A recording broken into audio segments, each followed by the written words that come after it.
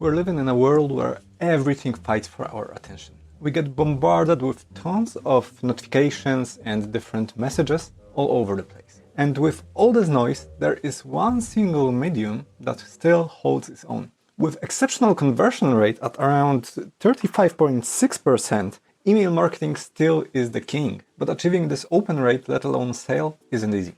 Cutting through the noise of crowded inbox or being personal with automated messages is not an easy task to do. But today we address those hurdles. We overcome them by building email strategy from the beginning. You will learn how to build sales funnels. You will learn what is a lead magnet, what to measure in your sales funnels, or what is a KPI, what is an email structure and how to structure your first email, and of course how to get insightful POV formula for your deep insight follow-ups. In short, there's a lot to cover, so let's dive in. Hey, I'm Adrian and I specialize in crafting offers, building sales funnels and driving sales for my clients. And today we meet Kate, who is a psychologist and she specializes in building strong teams and increasing skill levels in those teams. And first thing that I do for every client that I work with is to build a sales funnel. Through this sales funnel, we create a game plan or a plan on what should we do next to provide the best results and to get the sales going really fast. So for Kate, our sales funnel focused on the landing page. And through this landing page, we showed 3 lead magnets. What is a lead magnet? Well, it's a free stuff that you give to someone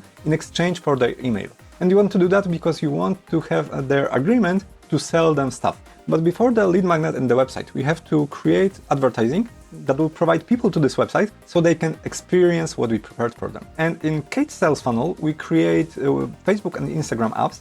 We create paid word of mouth, so we paid people to actually advertise our thing on Facebook groups or talk about it in different forums and so on. And the third thing that we did is to take advantage from Kate's fan page. And what happens if someone clicks on the website and provides us with the email address? We created 2 ways for him to get this free stuff. First way is to look at the thank you page, the page that appears right after someone sends us his email. And in this page, we offer to download this lead magnet and also we ask someone to book a call. Why? Well, we don't really expect someone to book a call right away, but we want to make a connection that there is an option for a private call with Kate that will solve their problem. And in this case, we want to contact people that are managing teams and are having small or growing businesses. And this is a simple email where we send an information that you can download the lead magnet. But in the same time, in this email, we want to add a short information that you can ask question through this email. And this question will go directly to Kate's inbox. Therefore, she can answer this question and get in the conversation with her client. And there's one fun fact. If you invest in email advertising, you are almost guaranteed to get results. By average, $1 single dollar brings $42 in return. Okay, but before we start with email marketing structure, we want to know what to measure in our marketing. So there are KPIs or key performance indicators. Those are measurements that helps us know if our email sequence or email marketing worked well. So through this, we have 4 things that we want to look at. Email open rate, or how many people opens our email. The second thing is click-through rate, or amount of people that actually clicked on something in our email. Third thing is a conversion rate, or amount of people that actually buys our stuff. And the fourth thing is overall return on investment, or ROI. And there we go. Now we focus on how to get the most of your email sequence. And the first thing that you want to do is to prepare for the battle.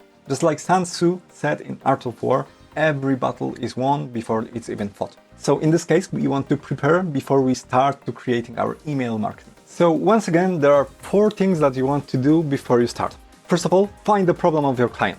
And not only you want to find the surface problem, which in case of Kate's business is building a strong team that delivers the results. The root problem in there is to create an organization and system that is repeatable and system in which every part of the team knows what to do and how to do it the most efficient way. Second thing to do is to systematize your solutions. And just like I said, with Kate we created systems and formulas that helped us to get results that we can repeat each time. The third thing is to share deeper insight. And when you have those formulas and have those systems, you see certain patterns and problems that repeat every time. With those, you want to create deeper insight or understand them and provide solutions in a way that aren't seen from the surface. For example, in our case, the problem of inefficient team is most of an inefficient system of communicating what has to be done and why it should be done. And therefore, Kate first focuses on creating these systems. And of course, last thing to do is to create the system and test it in battle. You want to show it to your first client and test it. And of course, that's the theory. But in practice, how to do it? Well, you want to do 4 things. First of all, you want to leverage online tools. Google Trends, Answer the Public, YouTube search, and all the niches and forums that you can find on Facebook are good sources of your information. The second thing is to research competitors. And here you want to look at people and what they do.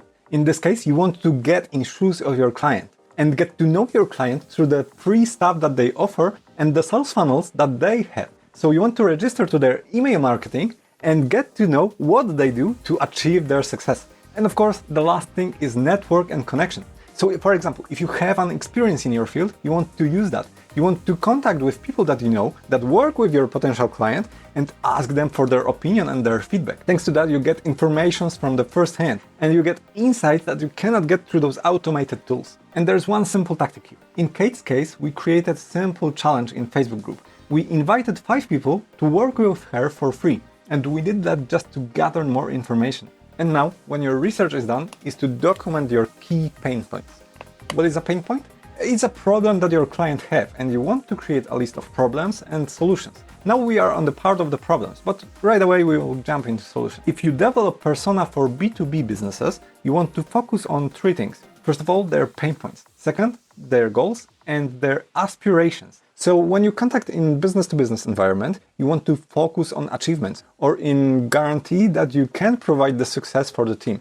And that was the case in our example. But if you are contacting personal clients or B2C, you want to focus on lifestyle, their problems that you are solving, and the values that they filter your solution through. So you want to get to know them good enough to know what values are speaking to them. And through those values, design the solution that will be perfect for them. And finally, now it's the time to create our first personalized message. And why we want to personalize that? Well, by average, personalized emails tend to get 14% more click-through rate and 10% more conversion rate. So how to create this first email?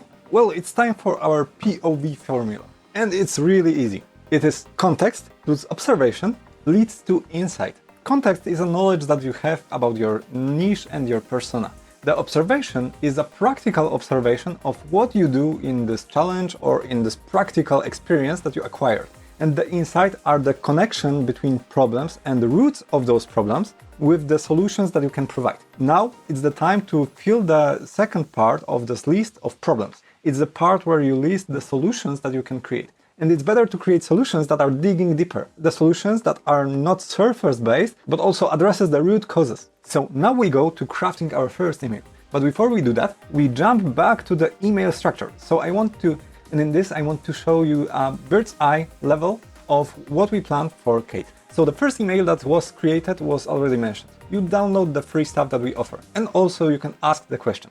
The second email that we want to create is the most important email of them all. This email has to sound friendly and not invasive to create a conversation between you and your client. And in this first email, we focus on the client. We don't talk about ourselves. But in the next email, the follow-up with the deeper insight, we want to focus on ourselves. So in this case, we talk about this deep insight that we have, those deeper problems that you can solve, and show them to client. At this point, you want to educate your client about the problems that he has and the solutions that you can provide.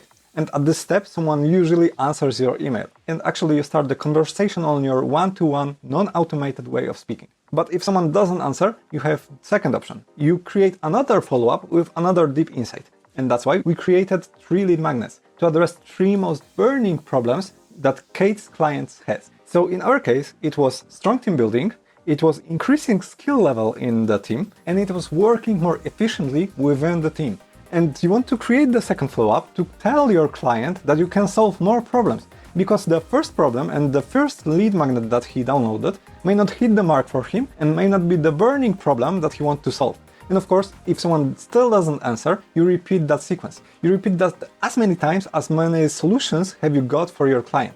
But if someone still doesn't answer, you have the last email, strict call to action. In this email, you prepare an offer. You create standardized solution that you can present to them. And great, now we create our first email. And there are 5 best practices that I noticed when I was working with different clients. First of all, be in your shoes of your client. Focus on their problems, not on yourself. Never talk about yourself in the first email. Create logical flow. You want to create a flow or a story that leads your client through the problem and the solution. And there you have 2 frameworks that actually work really well here. First one is a PAS, problem, agitation, solution. Second one is ADA, attention, desire, interest, action. I will show you an example of PAS in a second. I think it's the most efficient of them. Third thing is educate, don't sell. You explain the problem, you educate on that problem, but you don't want to sound salesy or pushy with your offer. Fourth thing is interesting and catchy title. And there are 2 things to take a look at.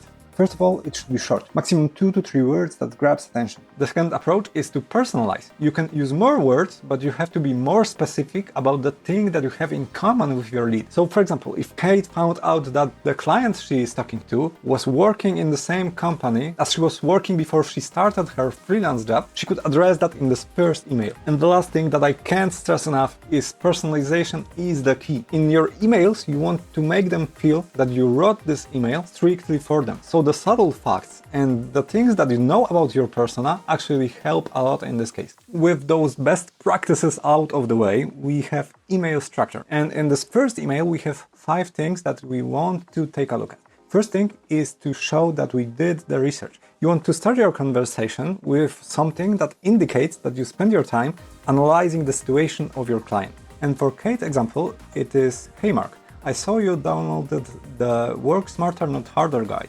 That's a great starting point for building a more efficient team." Right after the research, we go through the insight. So in our example, this usually means that you're focused on streamlining processes and maximizing your team output. And in this sentence, you want to share a specific insight that you get through working with different clients and that is related to the situation of this specific client. Right after that, we want to agitate this problem or name the problem that someone may have. And this sets stage for our next point, which will be solution. And in this case, we use the challenge is it's tough to measure and improve team efficiency without right tools and insights. And now we transition to the solution, which is your expertise and benefits that you can provide for your client. And in this point, it's very important to still talk about the problem and talk about the client. Never talk about yourself in the first email. So in our case, we used, have you considered building your team on Scrum or Agile workflows? You could combine team building workshops with implementing a more streamlined workflow for your team. And with that, we're almost done. The last thing that you want to do is to create a simple and short call to action to invite someone to do something. In our case, it's want to hear more about it? Let's schedule a 15-minute call. And that's all. Your first email should be short and sweet to interest someone in the solutions that you can provide. And later on in your email sequence, you can create emails that are more specific and more in-depth. And I have 3 tips for you in creating effective call to action here. First of all, sound inviting and not salesy. You want to just simply invite someone to get to know them. Second thing, keep it short and concise. You don't want to talk a lot. Third thing, highlight the benefit. You want to show that someone will benefit from taking the action that you are calling to. In our case, it's a more knowledge in exchange for a 15-minute call. So after the first email, some people will answer you. And there you go from automatic messages to one-on-one conversation. But what if someone doesn't answer? Well, you offer the deep insight. The next message that you create is all about yourself. In this message, you want to educate your client what is the problem and what solutions can you bring. And you want to boost your credibility through the roof. So how to do it? You want to pick one problem and one solution. In case of Kate, we had 3 problems. And the first problem that we focused on was to building strong team. And on that problem, we provided solutions and workflows that we created to implement those Scrum and Agile workflows through all her clients. But once again, keep it simple. I know it's tempting to tell about other problems that you already solved and establish your expertise right away. But it may not be the time for your client. He is interested in the one solution for which he downloaded the free stuff that you offered in your landing page. In our experience with Kate, it was this email that converted the most leads into clients. But what if there is no effect? You can try something else. Simply, you want to showcase that there are other lead magnets that you created, other solutions that you created to different problems. And through that, you want to also show the insight about those problems, and most importantly, also showcase them in the perspective of your client.